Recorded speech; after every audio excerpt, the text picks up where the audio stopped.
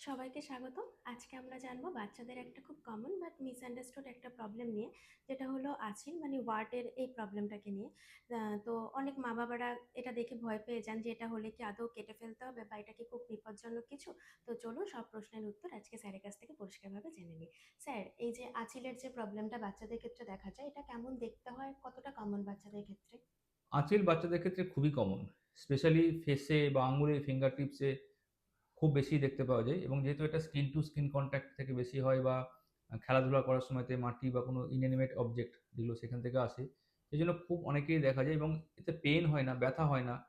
ফলে অনেকে ইগনোর করেন, এবং যখন দেখাতে আসেন তখন অনেকটা জায়গা ছড়িয়ে নিয়ে আসেন। এটা দেখতে হুম। হয় অনেকটা ছোট ছোট ডুমো ডুমো ফোলা ফোলা স্কিনের উপর থাকে, উপরটা সারফেস যেটা থাকে সেই সারফেসটা খুব রাফ থাকে, একদম খোঁচা খোঁচা থাকে, যেটাকে ভেলুকা বলে, ভেলুকাস সারফেস, মানে একদম যেন মনে হচ্ছে যে আমরা সহজ বোঝানোর জন্য বলতে পারি যে ঝাঁটা থাকে, ঝাঁটার যে পেছনের দিকে যে হাতলের দিকে যে পেছনের সারফেসটা হুম। ঠিক যেরকম অনেকগুলো খোঁচা খোঁচা দেখতে পাওয়া যায়, ওয়ার্ডটা ঠিক সেরকমই দেখতে লাগে। আচ্ছা স্যার, এই যে ওয়ার্ডটা যেটা আপনি বললেন, এটা কি বংশগত কারণে হতে পারে? মানে মা বাবা দাদু ঠাকুমা থাকলে কি বাচ্চাদের ক্ষেত্রে হওয়ার চান্সেসটা বাড়ে? না, সাধারণত যে ওয়ার্ডগুলো আমরা দেখতে পাই, মানে হিউম্যান প্যাপিলোমা ভাইরাস হচ্ছে এর কারণ। এইচপিভি বলে যে ভাইরাসটি থাকে, যার বিভিন্ন ধরনের স্ট্রেনস থাকে, মোটামুটি প্রায় ১০০ রকমের স্ট্রেন বা তার বেশিও থাকতে পারে, এবং সেগুলো কিন্তু ছোঁয়াচে রোগ, ভাইরাসের মানে কন্ট্যাক্টের মাধ্যমে ছড়ায়, এটা বংশগতভাবে হয় না। তবে এটাও বলে রাখা দরকার যে খুব রেয়ার একটা ডিসঅর্ডার থাকে যাতে জেনেটিক একটা ডেফিসিয়েন্সি থাকে, মানে ইমিউনো ডেফিসিয়েন্সি বলা যেতে পারে, যেটাতে ভাইরাসটাকে আটকানোর যে ক্ষমতা থাকে সেটা কম থাকে। সেক্ষেত্রে ফ্যামিলিয়াল হতে পারে। কিন্তু মোস্টলি এটা ওইভাবে মানে বংশ পরম্পরায় ছড়ায় না। যার বাড়িতে যদি কারো মায়ের বা বাবার থাকে, তারা বাচ্চাকে বারবার ধরছে, খাওয়াচ্ছে, হুম। সেই ক্ষেত্রে স্কিন কনট্যাক্ট হয়ে হতে পারে। কিন্তু ওইভাবে ফ্যামিলিয়ালি এটাকে ট্রান্সমিশন হয় তার না। মানে এটা ছোঁয়াচে বলতে পারা যায়? হ্যাঁ, ছোঁয়াচে রোগ। যেকোনো ভাইরাল ইনফেকশন যেগুলো কন্টাজিয়াস ডিজিজ সবগুলোই ছোঁয়াচে, এবং এটা স্পেসিফিক এর কারণ হচ্ছে এইচপিভি বা হিউম্যান হুম। Papilloma virus. এখন এই ভাইরাসগুলো সাধারণত দেখা যায় যে একেকটা টাইপের ওয়ার্টের একেকটা ধরনের ভাইরাস দিয়ে বেশি দেখতে পাওয়া যায়।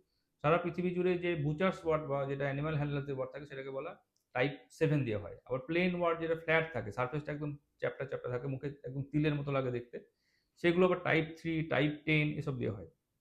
আবার যখন সার্ভাইকাল ক্যান্সার যখন হয়, সার্ভিক্সের ইনফেকশন বা ভেজাল ওয়ার্ড যখন জেনারেল ওয়ার্ড থাকে, সেগুলোর ক্ষেত্রে দেখা যায় টাইপ 6, 11, 31, 38 বিভিন্ন ধরনের স্ট্রেন থাকে। এইগুলো থেকে আবার সেগুলো দেখতে পারি। টাইপ 16, 18 এই সমস্তগুলোও রয়েছে জেনারেল ওয়ার্ডের জন্য।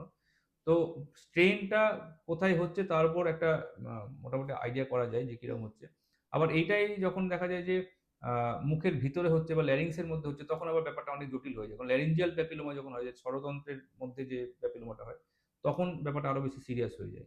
বা নাকের মানে আঙুলের যে সাইডে যেটা হচ্ছে পেরিয়াঙ্গল যে ওয়ার্ডটা, সেই যেখানে যখন ওয়ার্ড হয় তখন ট্রিটমেন্ট করা খুব মুশকিল। কারণ পেরিয়াঙ্গল ওয়ার্ডে ট্রিটমেন্ট করার সময়তে যদি নখের যে জার্ম যেখান থেকে নখটা সৃষ্টি হচ্ছে, সেইটা যদি এফেক্ট করে, তার নীলটাই গঠনটাই নষ্ট হয়ে যায়। তো এর একটা আলাদা কনোটেশন রয়েছে, মানে কোনখানে হচ্ছে, কোন বয়সে হুম। হচ্ছে, তার ট্রিটমেন্টের অপশন কি কি, সেগুলোর একটা বিশেষ ব্যাপার রয়েছে।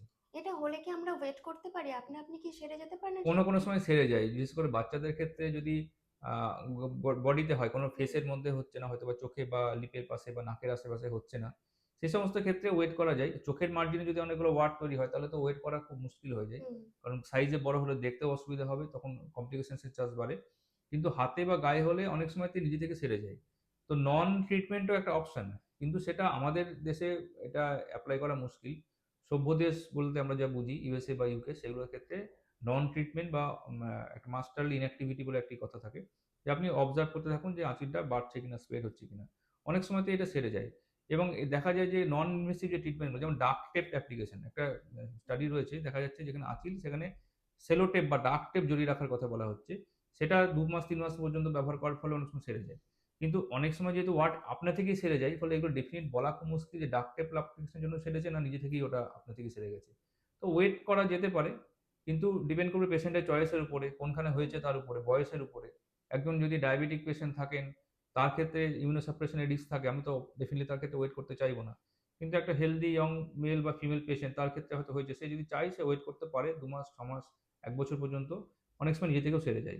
আচ্ছা, তাহলে স্যার ট্রিটমেন্টের অপশন কি কি হতে পারে? ট্রিটমেন্টের অপশন ২ টো বা ৩ টে ভাগে ভাগ করতে পারি। একটা হচ্ছে আমরা লোকালি ডিস্ট্রাকটিভ মেথড ইউজ করতে পারি। লোকালি ডিস্ট্রাকটিভ মানে কোনো এজেন্ট, সেটা কেমিক্যাল হতে পারে, হিট হতে পারে, হুম। আ লিকুইড নাইট্রোজেন হতে পারে। কোনোভাবে ওই লোকাল জায়গাতে ভাইরাসটাকে ডেস্ট্রয় করে দেওয়া হচ্ছে। যেমন ক্রায়োথেরাপির মাধ্যমে লিকুইড নাইট্রোজেন দিয়ে নষ্ট করে দেয়া হয়। লিকুইড নাইট্রোজেন 190 ডিগ্রি মাইনাস টেম্পারেচারে লিকুইড নাইট্রোজেনটাকে ওইখানে অ্যাপ্লাই করা হয়, সেটা স্প্রে ফর্মে বা কটন টিপে অ্যাপ্লাই করা যেতে পারে। 2 নম্বর হতে পারে লেজারের মাধ্যমে বা ইলেকট্রোকটের মাধ্যমে, ওটাকে হিট দিয়ে নষ্ট করা, মানে একটা ঠান্ডা দিয়ে ভাইরাসটাকে নষ্ট করা হচ্ছে, একটা হিট দিয়ে নষ্ট করা হচ্ছে। এই দুটো একটা ডিস্ট্রাকটিভ প্রসেসের উদাহরণ। তার সঙ্গে আমরা কেমিক্যাল কটার ইউজ করতে পারি, বিভিন্ন ধরনের অ্যাসিড থাকে, trichloroacetic acid, salicylic acid, potassium hydroxide, ক্ষার বা অ্যাসিড দুটোই আমরা হুম। ব্যবহার করতে পারি। এগুলো হচ্ছে লোকালি ডিস্ট্রাকশনের উপায়। 2 নম্বর হলো এমন কোনো ওষুধ ব্যবহার করা যাতে শরীরে রোগ প্রতিরোধ ক্ষমতাটা বাড়ে। অনেক সময় জিঙ্ক ইউজ করা হয়। অনেক সময়তে কিছু, কিছু খাবার ওষুধ থাকে যেগুলো স্কিনের টার্ন ওভার বাড়িয়ে দেয়, রেটিনয়েডস গ্রুপের ওষুধ। সেগুলো অনেক সময়তে ইউজ করা হয়। এগুলো অফ লেভেল ইন্ডিকেশন, মানে অ্যাপ্রুভড ইন্ডিকেশন নয়। আবার অনেক সময়তে আমরা ইমিউনোথেরাপি ইউজ করি, মানে ভ্যাকসিন ইউজ করা হয়। এমএমআর, পিপিডি, বিসিজি বিভিন্ন ধরনের ভ্যাকসিন থাকে, সেটা ওই ওয়াটের মধ্যে ইনজেক্ট করা হয়। সেটা লোকাল ইমিউনিটিটা বাড়িয়ে ভাইরাসটাকে নষ্ট এটা করতে কি হেল্প সাথে করে। সাথে ঠিক হয়ে যায় ভ্যাকসিন দিলে? না, ভ্যাকসিন দিলে ঠিক হয়ে যায় না। একটা জিনিস বুঝতে হবে, যে রোগের অনেক রকম ট্রিটমেন্ট অপশনস রয়েছে, ১২ রকম ১৪ রকম, তার মানে হচ্ছে তার মধ্যে কোনোটাই ইকুইভোকালি বা হুম। ইউনিফর্মলি ইফেক্টিভ নয়। তাহলে যদি ইফেক্টিভ হতো তাহলে আমরা সেই একটা ট্রিটমেন্টই সবার ক্ষেত্রে এপ্লাই করতাম। সমস্ত যতগুলো এর অপশনস রয়েছে প্রত্যেকটাই ইউজ করার কথা এট লিস্ট 3 মান্থস। মানে ১২ সপ্তাহ পর্যন্ত আমরা দেখব যে রোগটা, ভ্যাকসিনটা হোক বা ওষুধ হোক বা টপিক্যাল থেরাপি হোক, যেকোনো কিছু কাজ হচ্ছে কিনা। যদি দেখা যায় যে তার মধ্যে কাজ হলো না, তবে সেটাকে আমরা ফেলিওর বলে সেকেন্ড লাইন অফ ট্রিটমেন্টে যাব। আপ টু 3 মান্থস এটাকে আমরা ফেলিওর বলতে পারবো না, এবং ভ্যাকসিন দিলেই যে সবসময় কাজ হবে এরকম নয়। 70% 80% সাকসেসফুল হওয়ার চান্সেস থাকে। বিভিন্ন স্টাডিজে কোথাও দেখা যায় 60% সাকসেস রেট, কোথাও 80%। কিন্তু 100% নিশ্চয়তা দিয়ে বা 100% অনেক কিছু পর্যন্ত গ্যারান্টি আছে কিনা, হুম। ওরকম গ্যারান্টি দেওয়া এই রোগের ক্ষেত্রে, কোন রোগের ক্ষেত্রে সম্ভব নয় ফর দ্যাট ম্যাটার, কিন্তু এইটার ক্ষেত্রেও একেবারেই সম্ভব নয়। Okay sir, thank you. আশা করি আপনারা সবটা বুঝতে পেরেছেন।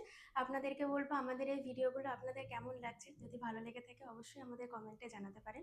এছাড়া যদি আপনাদের কোনো টপিক মনে হয় যে জানার দরকার আছে তাহলে একবার লিখে দিতে পারবেন। আশা করি আমরা যদি পারি পরবর্তীতে স্যারের সাথে সেটা নিয়ে আলোচনা করব। দেখা হবে আবার পরবর্তী এপিসোডে। সকলে ভালো থাকবেন। নমস্কার। নমস্কার।